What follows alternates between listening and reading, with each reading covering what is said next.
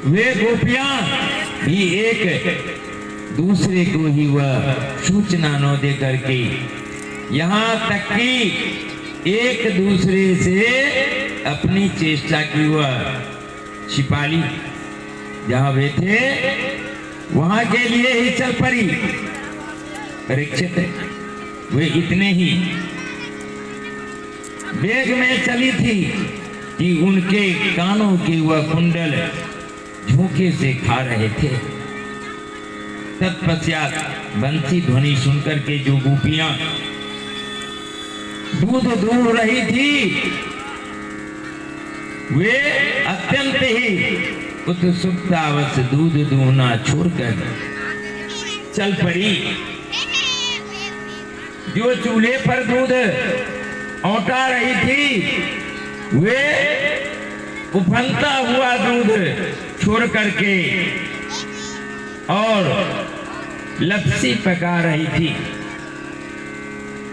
लपसी बिना ही उतारे ही ज्यों की त्यों वह छोड़ करके चल दी।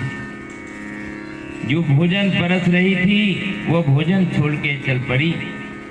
जो छोटे छोटे बच्चे को दूध पिला रही थी वह बच्चे को नीचे रख दिया और छोड़ करके बंसी की धुन पर चल पड़ी।